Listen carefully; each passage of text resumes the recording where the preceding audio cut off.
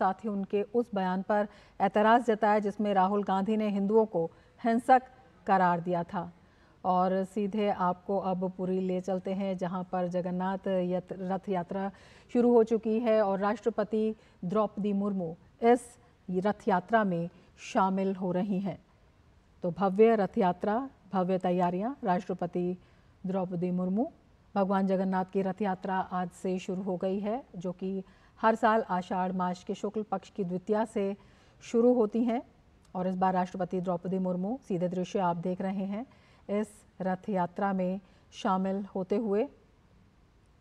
तो ये भव्य रथ यात्रा निकाली जाती है ओडिशा के पुरी स्थित भगवान जगन्नाथ के मंदिर में बड़ी संख्या में भक्त हिस्सा लेते हैं। ये रथ यात्रा भगवान जगन्नाथ यानी श्री कृष्ण, उनके भाई बलभद्र और बहन सुभद्रा को सुंदर वस्त्रों में सुसज्जित करके निकाली जाती है। पारंपरिक रथ यात्रा है, इसका अपना एक बड़ा इतिहास है और इस साल ये रथ यात्रा 16 जुलाई तक चलेगी। अगर धार्मिक मान्यताओं की बात करें तो धार्मिक मान्यता के अनुसार एक बार बहन सुभद्रा ने अपने भाइयों भगवान श्री कृष्ण और बलराम जी से नगर को देखने की इच्छा प्रकट की। फिर दोनों भाइयों ने बड़े ही प्यार से अपनी बहन सुभद्रा के लिए भव्य रथ तैयार करवाया और उस पर सवार होकर तीनों नगर भ्रमण के लिए निकले। तीनों अपनी मौसी के घर गुंडीचा भी गए और ये सीधे दृश्य देख रहे हैं। राष्ट्रपति द्रौपदी मुर्मू पुरी में मौजूद हैं, इस रथ यात्रा में शामिल हो रही हैं और अभिवादन वहाँ पर स्वीकार कर रही हैं। तो भव्य जगन्नाथ रथ यात्रा पुरी में और सीधे दृश्य आप वहाँ से देख रहे हैं। राष्ट्रपति द्रौपदी मुर्मू शामिल हो रही हैं और बड़े ही भव्य तरीके से पारंपरिक रूप से पूरे प्रांगण को मंदिर के साथ सजाया गया है और भक्त बड़ी संख्या में भाग ले रहे हैं इस रथ यात्रा में, जिसका अपना इतिहास है। और ये जो है पुरातन परंपरा लगातार जो है जारी है और पूरे पारंपरिक तौर पर इस रथ यात्रा का आयोजन किया जाता है। इस बार भी आयोजन किया जा रहा है और कई मायनों में अगर हम इस आयोजन की बात करें तो ये आयोजन ख़ास है, क्योंकि 1971 के बाद 53 साल के बाद 2 दिवसीय ये रथ यात्रा और बेहद महत्वपूर्ण पर्याप्त इंतज़ाम किए गए हैं इस रथ यात्रा में। इसके सुचारू संचालन के लिए पूरे तरीके से विशेष रूप से जो इस रथ यात्रा का रथ है वो भी तैयार किया जाता है। अगर इस रथ यात्रा की बात करें तो ये द्वितीया तिथि के आगमन पर सुबह 4:30 बजे शुरू हुई है और हर साल आषाढ़ मास के शुक्ल पक्ष की द्वितीया से इसका शुभारंभ होता है और ये दशमी तिथि को समाप्त होती है। और इसमें कहा जाता है कि भगवान श्री कृष्ण के अवतार माने जाने वाले भगवान जगन्नाथ अपने बड़े भाई बलराम और अपनी बहन सुभद्रा के साथ हर साल उड़ीसा के पुरी शहर में रथ की सवारी करने निकलते हैं और दुनिया भर में इस रथ यात्रा को जगन्नाथ रथ यात्रा के नाम से जाना जाता है। तो भव्य आयोजन और उसी तरह की भव्य तैयारियां नंदलाल के हाथों में दे दिए हैं, गोपाल के हाथों में दे दिए हैं और जगन्नाथ प्रभु उन्हीं अब गोल नेत्रों से सभी को समदृष्टि से देखते हुए सभी को देख रहे हैं। इस तरह से हम देख रहे हैं कि अब धीरे धीरे प्रभु को रथ यात्रा के समय जब वो रथ में है, बहुत ही सुंदर नथ फूलों की बनी हुई बलराम जी के नसिका में ओढ़ी गई है और पद्म फूलों का हार दिया गया है। पद्म और दूसरे फूलों से सुसज्जित इनके श्रृंगार होते हैं। जिस तरह से एक आदिवासी कन्या अपने को फूलों का श्रृंगार करती है, शंकराचार्य जी सबको प्रणाम करते हुए और सभी को आशीर्वाद देते हुए, सनातन धर्म में, हिंदू धर्म में जब भी कोई संकट आता है, जब भी कोई मन में शंका पैदा होती है तो वो सिर्फ शंकराचार्य जी के पास जाते हैं कि इस धर्म संकट को दूर कीजिए और हमें गाइड कीजिए, आप जो बताएंगे उन्हीं के अनुसार हम आगे बढ़ेंगे। तो भगवान जी के रथ पे जब भगवान स्वयं विराजमान है, सुंदर पुष्पों से सुशोभित है, वहाँ पे हमारे राष्ट्र के बड़े से बड़े संत आकर जो नमन करते हैं। तो ये एक ऐसी परंपरा है जो बताती है कि चाहे वो संत हो, चाहे वो राजा हो, चाहे वो शासक के अधिकारी हों या लोक नेता हों, सभी को जगन्नाथ प्रभु को नैवेद्य अर्पण करने आना ही पड़ता है, उन्हें प्रणाम करने आना ही पड़ता है। भगवान के तीनों रथों पे सवार और इतने सुंदर पुष्प के श्रृंगार हैं, उनके अलंकारों के नाम जो पाँव में पहने जाते हैं, हाथों में लगाए जाते हैं, श्रीभुज, किरीट, ओढ़नी आड़ी, कुंडल, कदम्ब बाल, चंद्रकांत, सूर्य चंद्र, आड़कानी चंद्रिका, अलका, गागड़ा माली, तिलक, त्रिखंडिका, कमर पट्टिका, ये सब फूलों से बनी हुई होती हैं। और ये देवी सुभद्रा के अलंकार हैं, किरीटी, ओड़िया मणि, कान, कदम माड़ी, दुईटी तगड़गी, सेवती माड़ी, चंद्र सूर्य और घाघड़ा माड़ी। तो ये जो मालाएं अलग अलग बनी होती है, कोई उनके कमर में, कोई कंधे पे, ये सब सजाई जाती हैं। और श्री जगन्नाथ के जो स्वर्ण अलंकार है, किरीटी, श्रीभुज, श्रीपेयर, कादम्बड़ी माली, कान, तावीज माली, चंद्र सूर्य, आड़कानी, घाघड़ा माली, चंद्रिका, अलका और बहाड़ा माड़ी, सेवती माड़ी, तो इतनी तरह के उनके अलंकार होते हैं जिस अलंकारों से वो सुशोभित होते हैं। तो हमें कभी कभी लगता है कि हम प्रभु को किस नज़र से देखें, उन्हें भोगी की नज़र से देखें जो इतने अलंकार में जड़ित रहते हैं, या भोगी की नज़र से जो भक्त के दो फूलों से, केवल मात्र दो हाथ उठा के प्रणाम करने से ही वो उनके भक्तों के लिए दौड़ कर चले आते हैं। कवि जैसे कहता है, गज अरुग्राह लड़े जल भीतर, दारुण द्वंद्व मचाए हो, गज के टेर सुनी रघुनंदन, गरुड़ छोड़कर आए हो। जब गज और ग्राह में जब लड़ाई होती है पानी के अंदर, तो हाथी जब पुकारता है तो भगवान गरुड़ अपना जो उनके जो वाहन है गरुड़ को भी त्याग के दौड़े चले आते हैं। वो तो सिर कहते हैं केवल एक क्षण मात्र की देर है, हे भक्तों तुम मुझे पुकार कर देखो। मुझे जैसे ही टेर मिलती है मैं कोई अपने वाहन की चिंता नहीं करता, पत्नी की चिंता नहीं करता, परिवार की चिंता नहीं करता, मैं साथ साथ दौड़े आता हूँ। तो ये जो पुष्पालक है, जो पुष्पालक सेवायत हैं, वो विभिन्न बगीचों से ये फूल को इकट्ठा करते हैं और उसको बहुत ही सुंदर कर्ण फूल, नथनी, श्रीपेयर, जो हाथों में कंगन पहने जाते हैं, उन तरह के वो जेवर बनाते हैं और उन्हीं आभूषणों से सभी विग्रहों को विभिन्न रथों पे सजाया जाता है। और यहाँ पर अभी हमारे उड़ीसा राज्य के पूर्व मुख्यमंत्री श्रीयुक्त नवीन पटनायक जी पधारे हैं और उन्होंने बहुत ही सरलता से, विनय भाव से अपना प्रणाम राष्ट्रपति महामहिम, केंद्रीय मंत्री और अभी के जो मुख्यमंत्री हैं उनको देते हुए, तो ये एक विनम्रता दिखाती है हमारे उत्कल समाज की कि आप क्षमता में रहें या ना रहें, लेकिन एक दूसरे के साथ सौहार्द भाव रहता है, एक दूसरे के साथ प्रेम रहता है, एक दूसरे को सम्मान करना। ये उड़ीसा राज्य की संस्कृति पूरे विश्व को सिखाती है कि हमें भगवान के द्वार में हम कभी भी अपनी पदवी को लेके ऊंच नीच नहीं कर सकते, हमें सबको सम्मान देना है, सबको स्नेह के साथ रहना है। इस तरह के जब लोकनायक ये वाली वार्ता सब लोगों को देते हैं तो लोगों में शांति और सौहार्दपूर्ण बना रहता है। कई लोग कहते हैं कि राजनीतिक लोग जब आते हैं पूजा देखने या ये करने तो उनका प्रभाव लोगों पे पड़ता है। जी हाँ, ये लोकतंत्र है, हमारे ये जो जगन्नाथ संस्कृति है वो लोकतंत्र पे आधारित है। यहाँ के राजा प्रथम सेवक है, वो तो सबके सामने विनय की मुद्रा में आके भगवान के आगे आशीर्वाद लेते हैं और जिसको छेरा पोहरा कहते हैं, झाड़ू स्वयं हाथों से मारते हैं। तो ये पद्धति तो वर्षों पुरानी, सदियों पुरानी, युगों पुरानी है और उसी पद्धति को कहीं ना कहीं यहाँ के नेता, लोक नेता के रक्त में, ये उनकी मानसिकता में है। तो लोकतंत्र का जो असली रूप है वो उड़ीसा राज्य सभी को दिखाता है। ये हमारे संत शंकराचार्य जी, निश्चलानंद स्वामी, उनकी अभी काफ़ी आयु होने के कारण वो अपने साथियों का सहारा लेते हुए रथ से जाते हैं, लेकिन स्वामी निश्चलानंद जी, शंकराचार्य जी जब भी रथ पे गमन करते हैं तो वो कनिष्ठ से ज्येष्ठ की तरफ करते हैं। तो सबसे पहले छोटी बहन के रथ में, फिर जगन्नाथ के और फिर बलभद्र के। तो ये उनके नियम है, उसी नियमानुसार वो इस उम्र में भी आकर उनका ये प्रथम कर्तव्य माना जाता है। इसीलिए वो आकर अपने 20 सेवक गणों के साथ आकर, जो कि यहाँ पे पुरी में गोवर्धन मठ में रहते हैं, और गोवर्धन मठ की सेवा इस मंदिर के प्रति महोत्सव में बहुत ही मुख्य है, क्योंकि जो मंदिर की 22 पहाड़ में काशी विश्वनाथ का मंदिर है, वहाँ पर पंक्ति भोज जो लगता है नीलाद्री विजय में और बाहुड़ा में और रथ यात्रा में, वो पंक्ति भोज की सेवा ये गोवर्धन मठ से आती है। तो हमारे प्रभु जगन्नाथ के चारों तरफ जितने भी मोहल्ले हैं, जिसको उड़िया भाषा में साही कहते हैं, वो सात साही हो, चाहे वो यहाँ के मठ हो, सभी की कुछ ना कुछ पवित्र, अनोखी, अद्भुत सेवा इस मंदिर की सेवा से जुड़ी रहती है।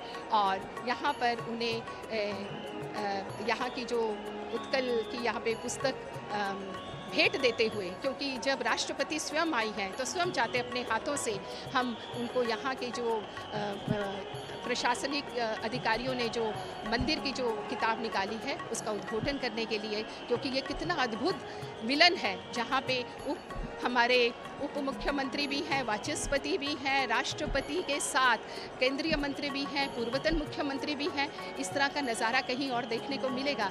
सभी इस पवित्र पुस्तिका का उन्मोचन करते हुए और सभी को एक आशीर्वाद रूप में देते हुए, जय जगन्नाथ, जय जय जगन्नाथ, जय जय Jagannath.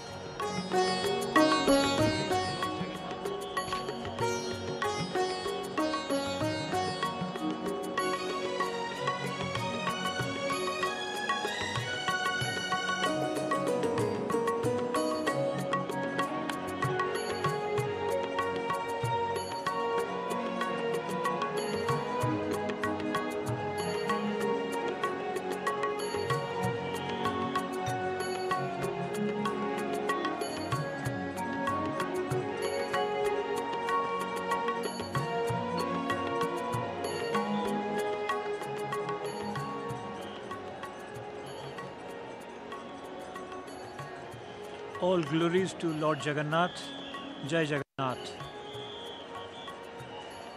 His Holiness, the Sankaracharya of the seat of Govardhana Pith, is there on the floor of the chariot Nandi Ghosha, is making round of all the chariots as a matter of his protocol.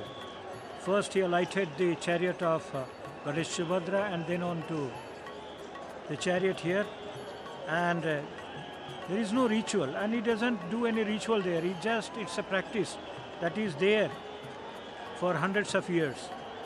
And he is Nishchilananda Saraswati. He became monk at the age of 17.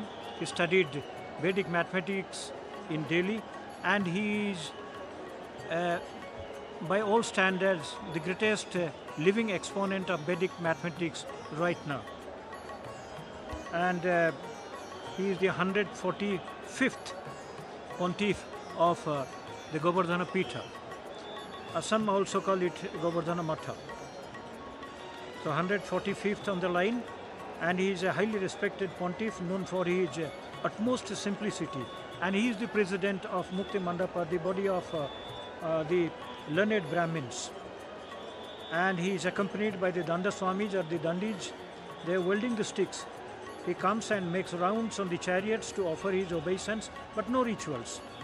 Only thereafter the Gajapati Maharaja has to come for the ritual of Chera Pahara or the holy sweeping. And he is helped by the other Dande Swamis of the Matha, the Govardhana Pitha. Monastic institutions and monastic orders or monasteries or mutts were started all over the place for years. About 100 are left, and now that we find very few are left, but only 26 of the existing ones are directly connected to the running of the rituals of Sri Jagannatha temple these days.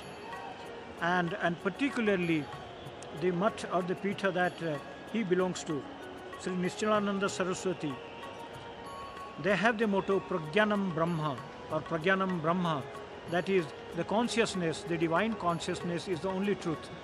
That is what is impregnated into the rituals of followed in the temple of Lord Jagannatha here at Puri. And when Lord Jagannatha was coming in Pahandi, his regal style of walking down the stairs or even the grand road to alight the chariot, the movement explained the theory of Pragyanam Brahma.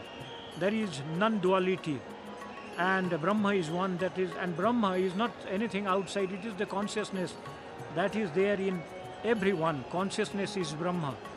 And when Adi Sankara established 4 cardinal mutts, in different parts. Now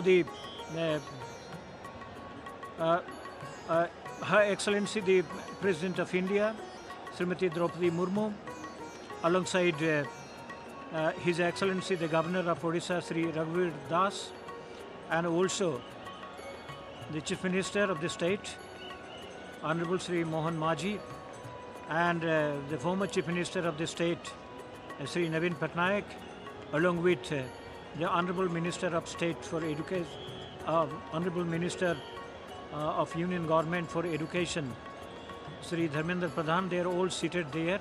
They have come to be a part of the celebration.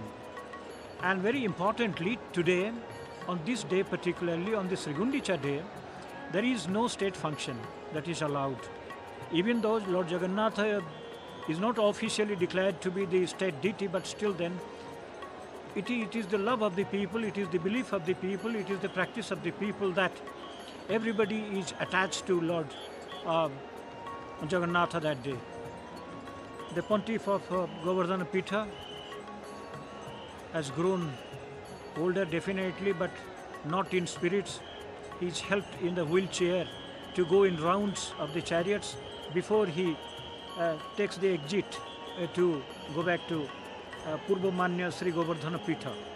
And the Pitha was in charge of the earliest of the Vedas, Rig Veda, and Upanishads is Aitreya Upanishads, wherein Pragyanam Brahma is extracted. And the presiding deity of the monastery is Lord Jagannatha himself, and other presiding deity, the mother power, is Sri Bimala. And here in the temple, when the food offering is made to Lord Jagannatha, a part of it is taken to Goddess Bimala's temple, and after that it is only available for the general public, and it becomes Mahaprasada. It's not just Prasada, it is Mahaprasada. Means it has grandeur. 56 types of delicacies are prepared every day, some dried and some wet also. And rice offering is also made. And dry offerings are mostly made in the evening. The offerings are made. And this is how the practice is done. And the order of learning is Prakasa. And the title of the monastic head is Bhogavari. Bhogavari is the order there.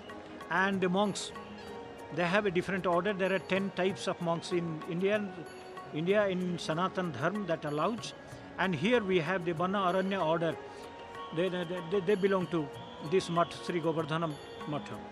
The oldest and foremost monastery to have been founded in Puri is Govardhan Matha, and known as the Govardhan Pitham also. That was founded in about, say, 486 before Christ, more than 2,500 years back, by Sri Adi Sankara, who hailed from Kaladi in the present day state of Kerala. So, stage is all set and ready, and after that there will be small rituals. The besa or the dresses of Lord Jagannatha, Lord Balabhadra and Goddess Subhadra will be little adjusted so that they will be made presentable for the journey. And after that the Holy King, Gajapati Maharaja of Puri, he is called the Thakur Raja, translated into English as Holy King, he would be coming. And here, talking about the mathas, there are many mathas also. Ramanuja had founded the Emara Matha, which is just in front of the eastern gate, that is Lions Gate. A large part of it has been demolished, and Emara Matha still exists. And historically, Emara Matha has a larger contribution to the formation of the state of, or the province of Odisha, and that Matha promoted and patronized art, culture, and also it had the one of the biggest and the profoundest library, Raghunandan Library. It has been shifted now, and here all attention is on the Sri Naveen Patnaik, and he is the ex-chief minister, former chief minister of the state, and wherever he goes and he pulls crowd, and here he is surrounded by all the press people and also servitors also. Then Madhavacharya had established the Balabhadra Chata Matha. Then Sri Chaitanya, one of the biggest propounders of Vaishnavite tradition, he established the Radhakanta Matha. And they people, they come with the holy bashil just to be a part of the festival here. And here the dignitaries are seated, looking at the lords and the festivities from a close vicinity. Then Balabhacharya, Mahaprabhuji ki Baithak, then Nimbarka Radha Vallabh Matha, that is just in front of the Lions Gate on the other side of the Grand Road. And then Kabir Chora Matha, that was founded by Sant Kabir. Guru Nanak had Bauli Matha and Mangu Matha. Mangu Matha is no longer there. It has been demolished. It was closer to Emara Matha. Of course, there is Bauli Matha is there on the way to the seashore, about say 200 yards from the Lions Gate.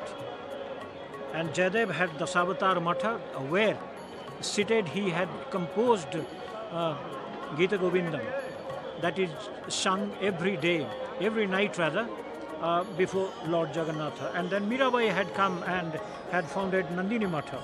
Then Haridasa had Siddhavakula Matha, that supplies different articles to the temple's festivities. And Upendra Bhanja, he had Gumushuru Matha. Then Rai Ramananda in Jagannath Vallabh Matha, he had the largest areas under Jagannath Vallabh Matha, and it had the Utkaliya tradition in the Vaishnavite practice. Then Atibad Jagannath Das, Bada Odia Matha, and Satalahadi Matha. Satalahadi Matha is near the seashore.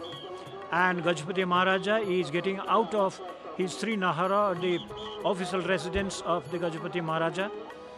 And this is a thing to be seen and understood also. When Lord Balabhadra was coming in Pahandi, there was the black umbrella moving in the royal procession. And when Lord Jagannatha was coming, before him there was the white umbrella. And here, when Gajapati Maharaja is coming, he is understood to be the living incarnate of Lord Vishnu. Before him, there are the white and black chhatris are there, and they are supplied by the temple. And also some of the monastic orders and the members of some of the schools of practice, they also come with their tarasa in shape of the stars. They also partake. And the palanquin that is carried to take the Gajapati Maharaja is called Tamjan. Tamjan is not an Indian word or even a Sanskrit word. It is a word of Persian origin. And it is also called a Mahana in the local language.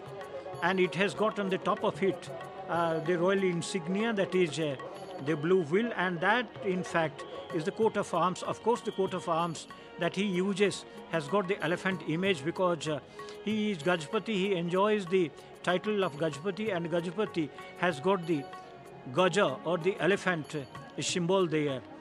And it's velvet covered palanquin. It's a cover, and that is carried by the people there. And along with him, there are the other people, those who come, because he comes with his courtiers. Then Patri is there. He sprinkles water. He will be sprinkling, and this is how he moves. And all around the procession, the regal procession that moves, the people start chanting the name of Lord Jagannatha, Jai Jagannatha, Hare Krishna, and also they take the name of the Gajapati Maharaja and sing to the glory of the Gajapati Maharaja, because he is no different from the structure of the temple or from the administration of the temple. And the courtiers include Patri, Garabadu, Ghatwari, Rajaguru, Modoli, Meka, Podhiyari. Along with them, the Daita Sevakas are there. And if we look at the dress sense of Gajapati Maharaja, he is dressed in immaculate white with white headgear. And this headgear is different from the royal headgear that we come across in different parts of India. And he has the bejeweled serpents there, and also the hanging in shape of course, they have got the Mughal connections also. The Mughal style of jewelry are adopted, and this type of jewelries were used by the royal people for hundreds of years in India. And the dress that he uses, the upper part of the dress, it's called the Angrakha, and it was mostly popular in Rajasthan, and that was prototyped on the basics of Mughal. And some people, they believe that Mughals influenced the Rajasthani Angrakha, but the actuality is Angrakha is of Rajasthani origin, and length of the Angrakha actually decides to which caste the wearer belongs to. A Rajput wears little longer, and here when Gajapati Maharaja would be wearing that, we'd find that it is knee length. And those people, those who belong to the Vaishya community or the business class, they wear it to the waist level. So there is everything is codified, even the dress is codified. Even the lords has codified dress, and this is the Tarasas, they are coming from different monastic orders also. And Gajapati Maharaja would be alighting 3 rounds, he would be moving on the floor of the chariot. And here is the ambulance. This has been arranged courtesy the district administration and with the support of the temple administration to provide support to the fainting people, because some amount of humidity is there, and this is very common in this part of the year. However, this is the sea of crowd, and it gets thickened every moment, and everybody is very watchful to watch this event of Chhera Pahara. This is one of the highlighted events, because Gajapati Maharaja is understood to be an inseparable part of Jagannatha culture, and he is understood to be the living incarnate of Lord Vishnu. And after that, there will be the pulling of the chariots. Now to continue further in Hindi.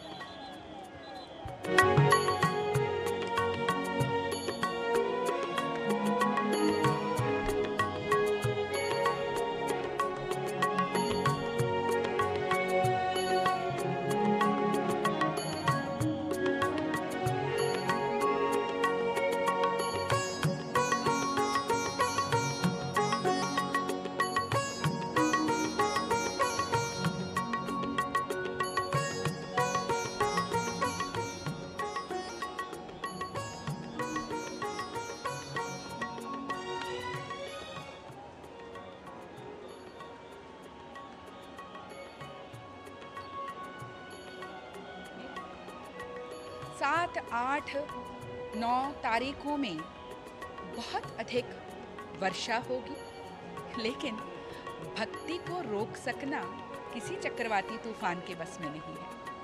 और यहाँ पर भक्ति से सराबोर भक्तों का पारावार सा उमड़ रहा है बड़दांड के ऊपर, और उसके मध्य अपनी पालकी पर सवार होकर महाराजा जा रहे हैं अपने कर्तव्य निष्पादन हेतु। पुरी के महाराज जो हैं, वे महाप्रभु के प्रथम सेवक माने जाते हैं। इसके पीछे एक बड़ी ही रोचक कथा है। विजयनगर के शासक सालुवा नरसिंह देवराय के साथ उड़ीसा के पुरुषोत्तम देव के युद्ध आदि जगन्नाथ संस्कृति एवं आध्यात्मिक पंथ का एक अभिन्न हिस्सा है, और उन्हें कांची अभियान या कांची उपाख्यान के नाम से जाना जाता है। एक किंवदंती के अनुसार सालुवा नरसिंहदेव राय ने अपनी बेटी पद्मावती, जिनका दूसरा नाम रूपांबिका था, उनका विवाह उड़ीसा के पुरुषोत्तम देव से करने की इच्छा प्रकट करते हुए उन्हें उड़ीसा भेजा। जगन्नाथ संस्कृति में राजा को महाप्रभु जगन्नाथ का प्रथम सेवक होने का सौभाग्य प्राप्त है, और रथ यात्रा के दौरान जब चतुर्थामूर्ति अपने निर्धारित रथों पर सवार होते हैं अपने रत्न सिंहासन का मोह छोड़कर, तब पुरी के राजा सोने की मूठ वाली झाड़ू से तीनों रथों को बारी बारी से बुहारते हैं। तथा चंदन मिश्रित सुगंधित जल का छिड़काव कर रथों को यात्रा हेतु तैयार करते हैं, जिसे उड़िया भाषा में छेरा पहरा की नीति कही गई। रथ यात्रा के दौरान सालुआ नरसिंह देवराय ने राजा पुरुषोत्तम देव को छेरा पहरा करते हुए देख लिया था। इसे देखकर उन्होंने अपनी पुत्री पद्मावती का विवाह ऐसे राजा से करने से इनकार कर दिया जो झाड़ू लगाता हो, और ऐसे व्यक्ति को तो चंडाल कहा जाता है। ये बात सिर्फ और सिर्फ राजा पुरुषोत्तम देव का अपमान नहीं, बल्कि महाप्रभु जगन्नाथ संस्कृति एवं उड़िया संस्कृति का भी अपमान था।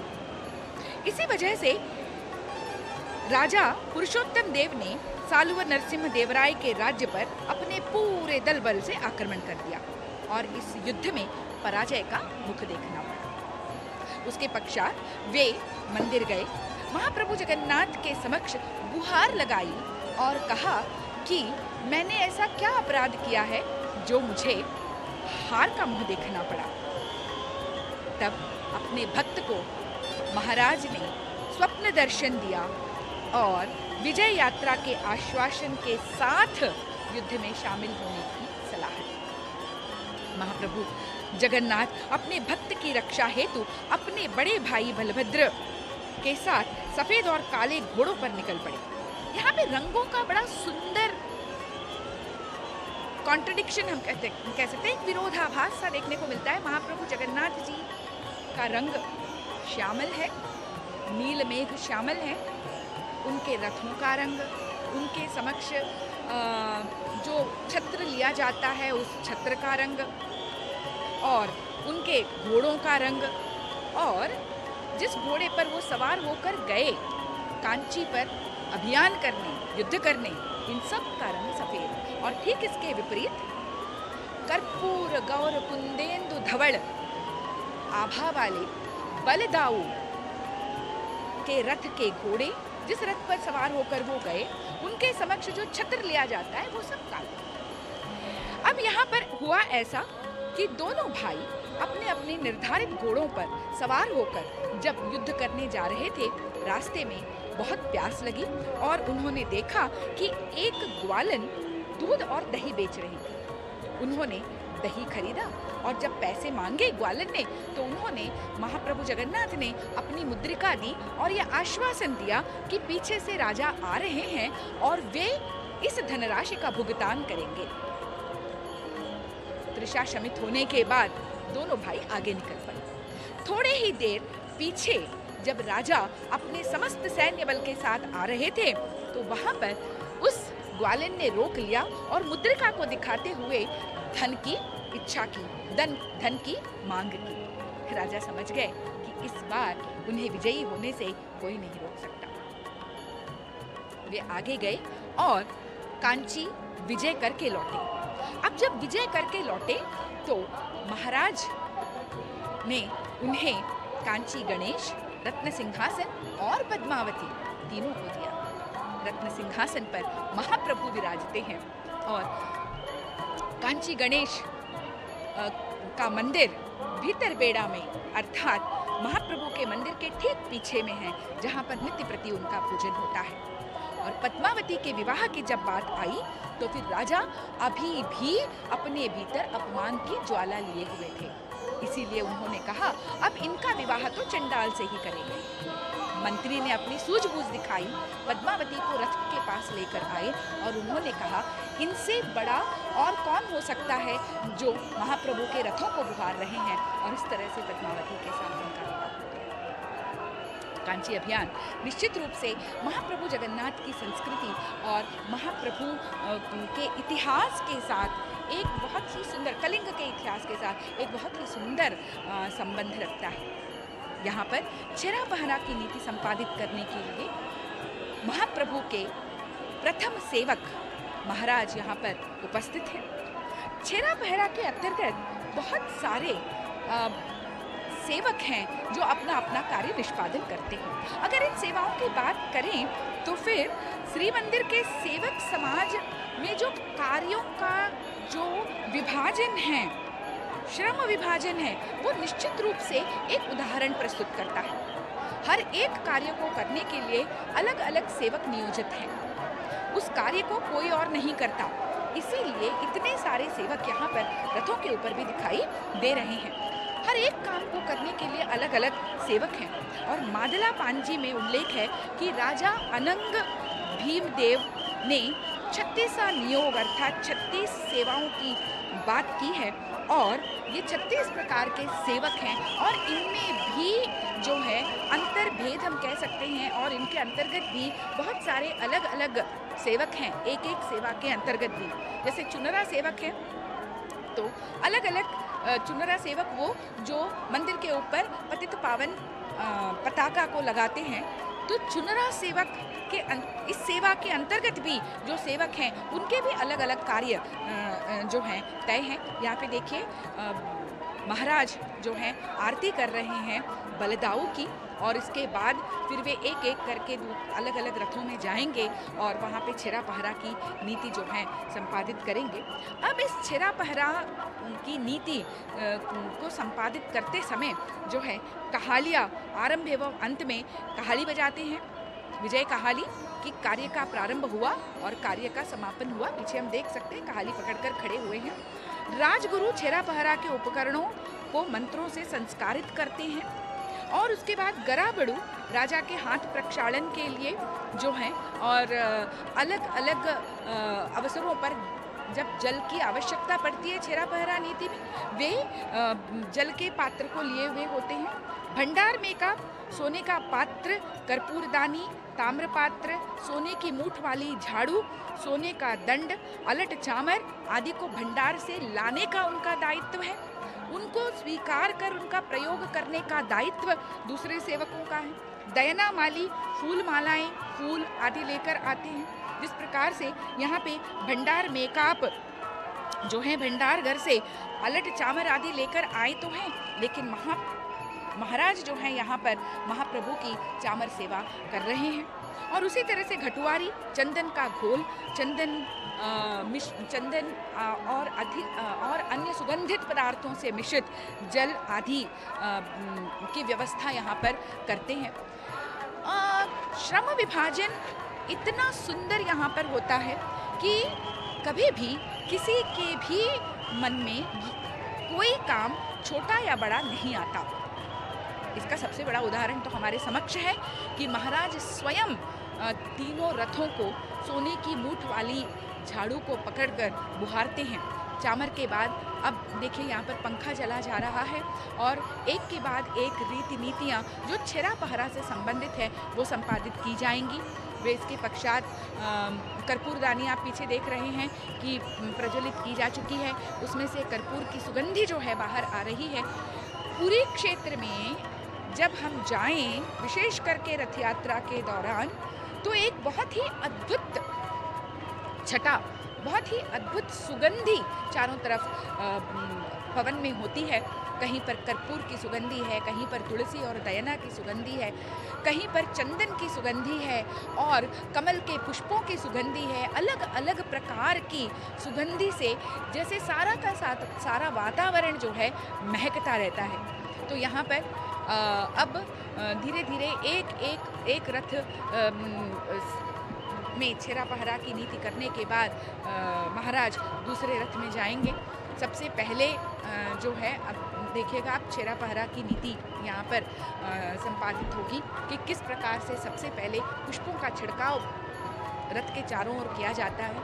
उसके बाद महाराज के हाथों में सोने की मूठ वाली झाड़ू जो है दी जाती है और वो धीरे धीरे कर अब सोने की मूठ वाली झाड़ू से बुहारते हुए रथों की परिक्रमा कर लेते हैं। उसके बाद चंदन मिश्रित जल का छिड़काव किया जाता है और इस प्रकार से रथ जो हैं तैयार हो जाते हैं। और जैसे ही छेरा पहरा करके महाराज रथ से उतरेंगे, तुरंत घोड़े चारमाल निकाल दिया जाता है, घोड़े जोत दिए जाते हैं और उसके बाद सारथी को बिठा दिया जाता है। डाहुक जिनका काम है पुकार लगाना, डाहुक एक प्रकार की सेवा है जो रथ को दिशा निर्देश देते हैं और साथ ही बुलाते हैं, जो भक्त रथ को खींचते हैं उनका उत्साहवर्धन करते हैं और ऊंची आवाज में जो है हरि बोल के नारे लगाते हैं। अब देखिए सुगंधित पुष्पों का छिड़काव किया जा रहा है और उन पुष्पों को बुहारते हुए महाराज जो है आगे बढ़ रहे हैं। तो डाहुक अलग अलग प्रकार की बोलियां बोलते हैं, गीत गाते हैं। कहा जाता है कि 2-4 पीढ़ियों पहले की बात है कि ये जो गीत गाते थे उसमें कुछ अश्लील शब्द भी हुआ करते थे, लेकिन अब ऐसा बिल्कुल भी नहीं है। संपूर्ण रूप से मना कर दिया गया है। अश्लील शब्दों का प्रयोग गीतों में बिल्कुल नहीं होता। अब भक्ति से भरे हुए गीत गाए जाते हैं, बोली लगाई जाती है और ऊंची आवाज़ में जितने भी भक्तगण हैं उन सभी को प्रोत्साहित किया जाता है रथ को खींचने के लिए। और साथ ही डाहुकों का ये भी काम होता है कि रथों को दिशा निर्देश देते हैं कि किस ओर रथ जाएगा।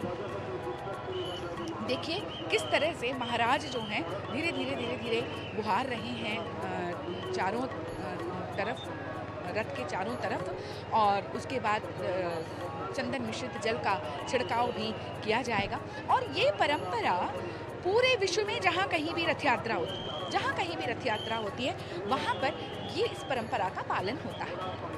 सामान्य रूप से जो एडमिनिस्ट्रेटिव ऑफिसर्स, जो मुख्य प्रशासक वगैरह होते हैं उस जगह के, वो इस कार्य का संपादन करते हैं। कोई समाज अगर कर रहा है तो उस समाज के जो मुखिया होते हैं वो छेरा पहरा की नीति करते हैं।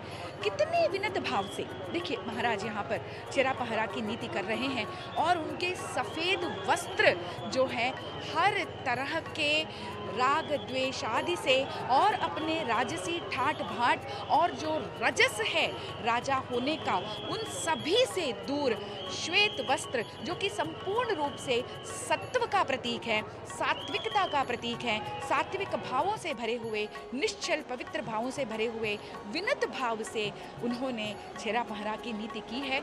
और उसके बाद वे अब दूसरे रथ पर जाएंगे और यहाँ पर महामहिम राष्ट्रपति द्रौपदी मुर्मू जी का सम्मान किया जा रहा है। और क्यों न हो, उड़ीसा माटी की संतान और पूरे विश्व में उड़ीसा माटी की महक वो फैला रही हैं, नारी सशक्तिकरण की बात वो कर रही हैं और माँ सुभद्रा की तरह हर एक नारी शक्ति से युक्त है, शक्तिमान है और शक्ति का उत्स है। इस बात का प्रतीक बनकर, उदाहरण बनकर पूरे विश्व दरबार में भारत की महिमा को, उड़ीसा की महिमा को प्रतिष्ठित कर रही है। महाप्रभु के दरबार में न जाने ऐसी कितनी ही और बातें हैं जहाँ पर जिनको देखकर सुनकर हम रोमांचित हो उठते हैं, गौरव से मंडित होते हैं। जय जगन्नाथ, जय जगन्नाथ, जय जगन्नाथ।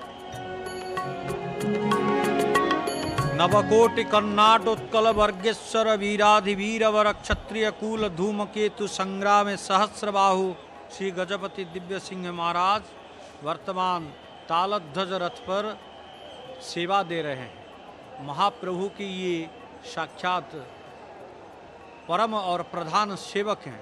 महाप्रभु श्री जगन्नाथ जी के प्रधान सेवक अभी चंदन जल सिंचन कर रहे हैं, चारों तरफ चंदन जल सिंचन कर रहे हैं। कहा गया सेवक सेव्य विनु भवन तरिय उर्गारी भजौ राम पद पंकज अस सिद्धांत विचारी।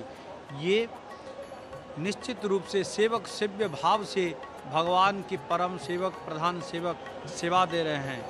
इन्हें क्या कहा गया? न राजपुर शरण शरण शरण्य मौलमणि कोटिक नृपति वरण्य मान कर हरि सम पावन चरण धूल जिसकी करते नरवरण वही हिंदू जग के सरताज नृपति मणि श्री गजपति महाराज। ये नृपति मणि हिंदुओं के ताज है, सरताज है। ये आज सेवा दे रहे हैं भगवान जगन्नाथ जी के। देख रहे हैं आप विजय काहली यानी विजय बिगुल बज रहा है। ये विजय यात्रा है, इसीलिए बिगुल बज रहा है। और कह रहे हैं भगवान के भक्त कि प्रभु ये विराट सृष्टि गगन धरा करें चर अचर तेरी वंदना, तेरे तत्वदर्शी प्रभुत्व की सभी कर रहे हैं उपासना। ये जमीन तेरी ही मिल्कियत, तेरा अंतरिक्ष में राज है, तू ही जिलाता तू ही मारता, तू समर्थ राजाधिराज है। मैं राजा नहीं, आप ही राजाधिराज हैं प्रभु, आप ही राजाधिराज हैं। नहीं तुझसे पहले था कोई भी, तू ही आदि है, तू ही अंत है, तू हर एक बात से बाखबर, तेरी विज्ञता तो अनंत है। तू छुपा हुआ है अकल्पनीय विराट सृष्टि प्रसार में, तू प्रकट हुआ है निकट यही मेरी आत्मा की पुकार में। मेरी आत्मा की पुकार में आप प्रभु छिपे हुए हो, इसीलिए प्रभु आप ही मेरे सर्वश्रेष्ठ भगवान हो प्रभु। अभी देख रहे झूरा चंदन यानी सूखा चंदन डाला जा रहा है, अर्थात पवित्र किया जा रहा है। प्रभु चंदन प्रिय है, चंदन चर्चित, उन्हें बहुत पसंद है, चंदन बहुत प्रसिद्ध है। प्रभु भगवान से प्रार्थना करते हैं गजपति, कहते हैं प्रभु जाति के हो जीवन तुम जनार्दन, जाति के हो गौरव तुम जाति प्राण घन, जाति के लिए रही सदा तुम्हारी टेक, जाति के लिए सही है यातना अनेक, जाति के लिए विचार तुम दोनों भ्रात, कंच तक दौड़ गए जग में विख्यात, सदा रही जाति प्रीति पुण्य भावना, गा रहा है युग युग से मानिक पाटना। युग से मानिक पाटना यही गान तो गा रहा है, क्यों? क्योंकि आपकी कीर्ति, आपकी जो प्रीति भक्त के प्रति ये युग युग से चली आ रही है। प्रभु आप निश्चित रूप से मेरे ही भगवान हो, इसीलिए मैं आपकी सेवा करने आया हूँ और सेवक के रूप में ही आपके पास में पेश आता हूँ। कहा मुझे कुछ नहीं चाहिए, चाहिए न मुझको फौज फाट, पाल की सवारी ठाट बाट, हे पाट छत्र की चाह नहीं, बाजों की भी परवाह नहीं, न जन धन स्वर्ण अथा, हाथी घोड़ों की भी नहीं चाह, मुझको ले जाने में तदर्थ, मेरे पद युग ही है समर्थ। जय जगन्नाथ जयकार नाद, भर जाए विश्व में शांति सौहार्द, शांति सौहार्द विश्व में भर जाए, यही प्रार्थना करने आए हैं भगवान के प्रथम सेवक गजपति महाराज।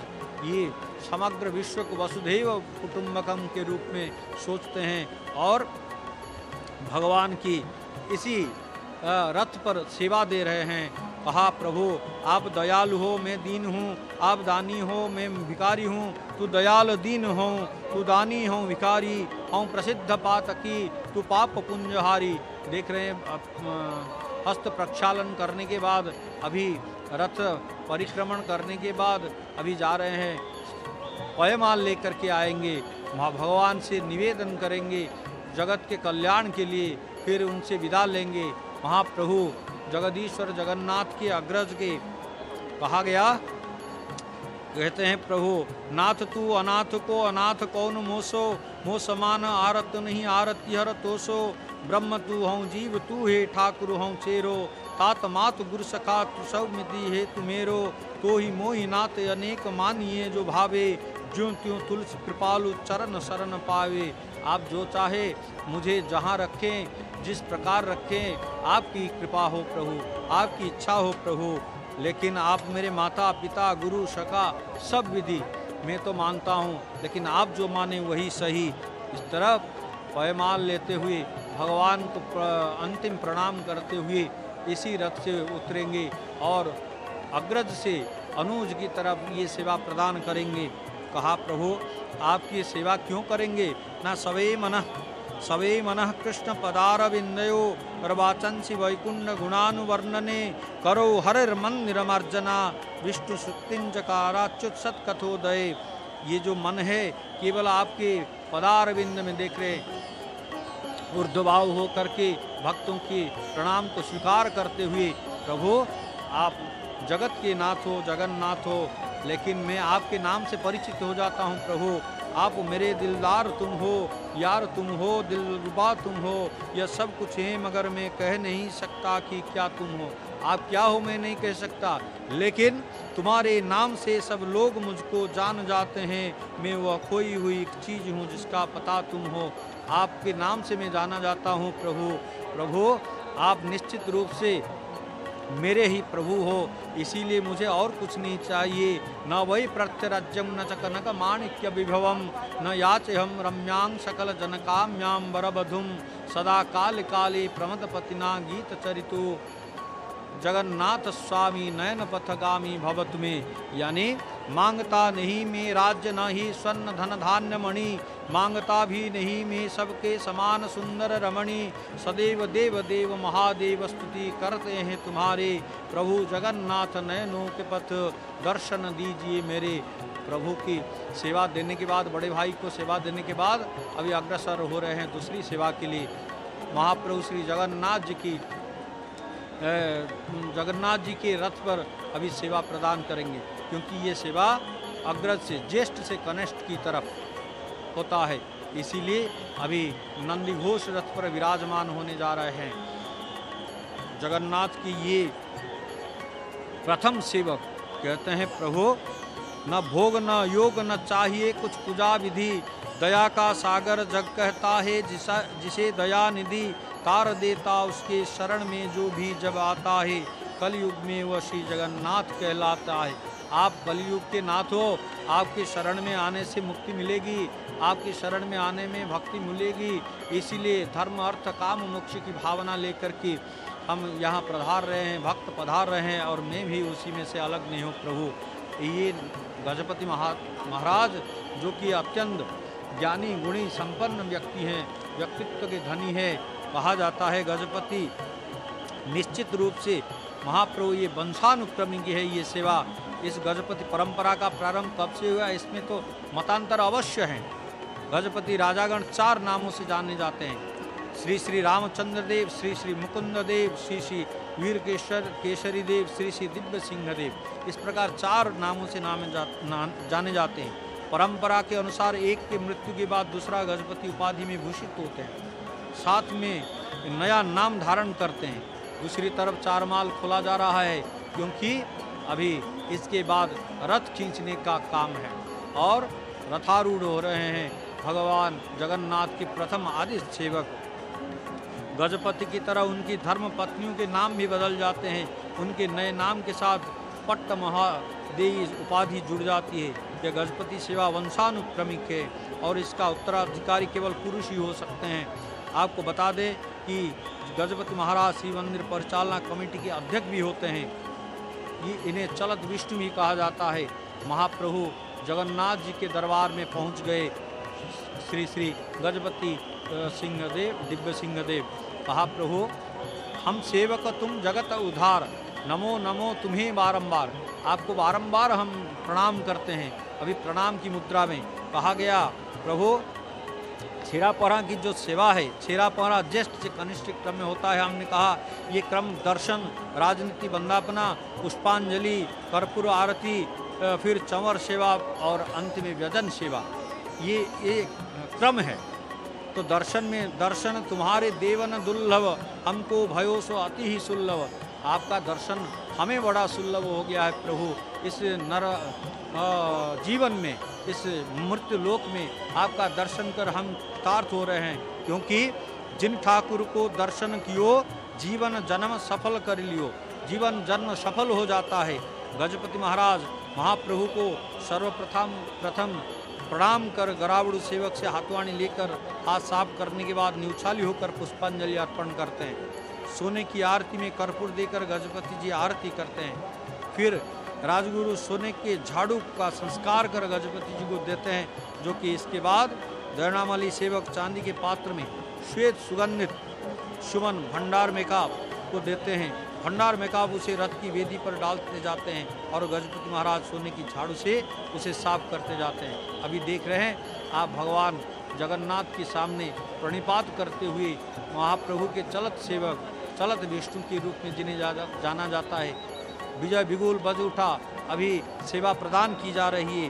कहा, प्रभु आपकी सेवा करते हुए हमारा जीवन धन्य हो गया, लेकिन मैं आपकी सेवा करने में कृतार्थ समझ रहा हूँ खुद को, क्योंकि मैं क्रोध से भरा हुआ जाति का क्षत्रिय हूँ। प्रतिदिन हजारों अपराध करता हूँ। दुखदायी तथा नीच शत्रु काम और क्रोध हमें नचाते हैं, पर हमारा जोर नहीं चलता। देवगण भी मुझे देखते हैं पर मेरी सहायता नहीं करते। मन में यह सोच कर कि मैं तुम्हारा दास हूँ, हे जगदीश, तुम्हारे बिना रघुराज की कौन रखने वाला है।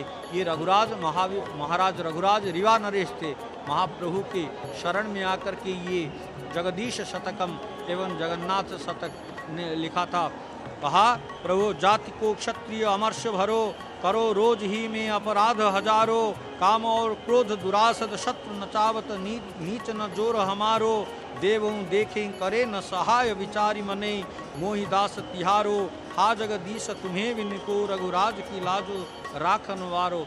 आप ही रक्षक है प्रभु हमारे, इसीलिए प्रभु आपके शरण में आए हैं। प्रभु जगन्नाथ जी की सेवा में वर्तमान गजपति दिव्य सिंह महाराज कह रहे हैं क्या, ना निर्धन निर्बल के लिए धन बल का क्या काम, निर्धन के धन राम है, निर्बल के बल राम। आप साक्षात निर्धन के धन है और निर्बल के बल हैं प्रभु, इसीलिए आपकी सेवा करके हम कृतार्थ होंगे। इस तरफ चारमाल खोला जा रहा है और चारमाल जितनी जल्दी खोले जाएंगे उतनी जल्दी निश्चित रूप से रथ खींचने का कार्य शुरू हो जाएगा। जगन्नाथ के अग्रज बलभद्र जी महाराज तालध्वज रथ की चारमाल खोला जा रहा है, आप देख पा रहे हैं। उसी तरफ कर्पूर वर्तिका निश्चित रूप से भगवान को आरती कहा गया। ये कर्पूर वर्तिका क्या है ना, जो ठाकुर की आरती करे तीन लोकता के पायन धरे। निश्चित रूप से ठाकुर की आरती करने से कृपा मिलती है भगवान की। कहा गया, चंद्राह्लाद करिंग देव कर्पूरावर्त मुत्तमाम, मया दत्तांग तव प्रीति गृहाण जगदीश्वर। ये मंत्र पाठ करते हुए ये आरती की जाती है निश्चित रूप से। इसके बाद चमर सेवा भगवान, और चमर सेवा के बाद अलग अलग सेवा एक बाद प्रदान किए जाएंगे। देख रहे हैं आप वर्तमान निश्चित रूप से नमस्कार की मुद्रा में अगली सेवा के लिए तैयार हो खड़े हैं महाप्रभु के प्रथम सेवक। ये कौन है गजपति महाराज ना, कवि रश्मि ब्रज किशोर लिखते हैं, जानी दानी प्रमाणि प्रगुण गणगणी, लोक वृंदेष्टकामी, ग्लानिं म्लानिं च हानि हरति हरिरिव, प्रेम वर्धिं चराति, कीर्ति प्रीति सुकांति रचति चरति, दिशि दिशि स्तौति विक्षारि राशि, वीर श्रीर भाति सोयं गजपति नुपति, श्री जगन्नाथ भक्त। चामर सेवा प्रदान करते हुए चामरम सशंकं कर शंकासं हिमहिंडीर पंडुरम, निवेदयामि देवेशं चामरम चारु सुंदरम। ये चामर सेवा जारी है। जय जगन्नाथ, जय जगन्नाथ, जय जगन्नाथ।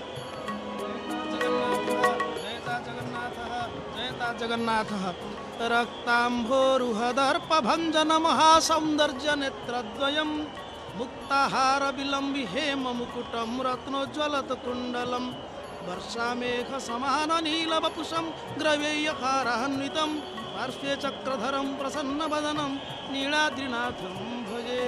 अहो भाग्यमस्माकं सम्प्रति भवद्भिः श्रुतं यद् गजपति महाराजः तत्र नन्दिघोषरथस्य उपरि छेरापहरा सेवां विदधाति।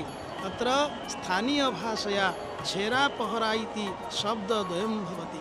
छेरा इति कथनेन तत्र चन्दनजलं भवति, एवं पहरा इति शब्देन तत्र समार्जनविधानं, तत्र स्वच्छतायाः सूचकं भवति। तत्र कथं स्वच्छता सर्वत्र अपेक्षते, अतः श्रीजगन्नाथ संस्कृतौ स्वच्छतायाः सन्देशः बहु कालात् वर्तते। एवं च तत्र श्रीजगन्नाथ रथयात्रा विधौ प्रथमसेवकस्य गजपतेः इयं सेवा अत्यन्तं महत्वपूर्णा भवति। एवं च उल्लिखितमस्ति वामदेवसंहितायां, ततश्च राजा परिशोधनं च रथस्य कृत्वा परिमार्जनं हि, तत्रापि सिञ्चेत् सतुराजवर्य श्रीचन्दनस्योदकमेव देवी, पुनश्च सम्मार्जनकं तु कुर्यात् काहाळशब्दस्तदनन्तरं हि, तस्मिंश्च काले खलुपृष्ठतश्च अत्युन्नता यष्टिधराश्च सर्वे। याद्रि महोदय ग्रन्थे ततो राजन भवान भक्त्या रथानां मार्जनं चरेत्, रथसमार्जन विधि क्षीरापहरा इति कथ्यते। वस्तुतः अत्र मुख्यतः प्रथमं दर्शनं गजपति महाराजः पश्यन्तु शुक्लवस्त्रं परिधाय स्वच्छतायाः प्रतीकं परिधाय तत्र ताम्जान् इति तत्र मेहना इति वा यानेन अत्र आगच्छति। इदानीं सः प्रणामं करोति। आदौ भगवतः दर्शनम् अनन्तरं राजनीतिः ततः परं वन्दनम् अनन्तरं कपूरवर्तिका प्रदानं चामरसेवा आलटसेवा इत्यादि विधानं वर्तते भवद्भिः तत्सर्वम् इदानीं दृष्टं श्रुतं च। प्रथमम् अग्रजस्य बलभद्रस्य तालध्वजरथे रथसमार्जनं भवति। अनन्तरं तत्र अनुजस्य श्रीजगन्नाथस्य रथे तत्र भवति। एतदर्थं तत्र तैः सह सन्ति बेहरासेवकाः, लेङ्कासेवकाः, मेकापसेवकाः, गराबुडुसेवकाः। प्रथमतः राजा किं करोति? गराबुडुसेवकस्य सकाशात् जलमानीय हस्तं प्रक्षाल्य तत्र प्रस्तुतो भवति। एवमेव तत्र गजपतिमहाराजः पुष्पाञ्जलिप्रदानं करोति। पुनः इदानीं पश्यन्तु समार्जनं करोति महाराजः। तत्र जगद्वासिनां कृते इमां वार्तां प्रसारयति। राजा अपि सेवकः भवितुमर्हति। यः राजा महान्, यः महाप्रभुः प्रथमः सेवकः, सोऽपि तत्र रथस्य समार्जनं कृत्वा समाजे इमां वार्तां प्रसारयति। सेवा हि परमो धर्मः। सेवाद्वारा अस्माकं मानवजीवनं धन्यं भवति। एवं च गजपतिमहाराजः अपि स्वच्छतायाः वार्तां ददाति। अतः कविः लिखति श्रीनीलशैलशिखरालयकोलवासी देवारविन्दचरणार्चनकर्ममग्नं लोकोपकारकरणार्पितचित्तवृत्तिं वन्दे चिरं गजपतिं भुवि दिव्यसिंहम् इति वाणिरत्न पंडित गदाधरदासः गायति। अनन्तरं तत्र भक्तकविः प्रियव्रतः कथयति कथं तत्र महाप्रभुः रथत्रयेषु शेरापहरा सेवा भवति।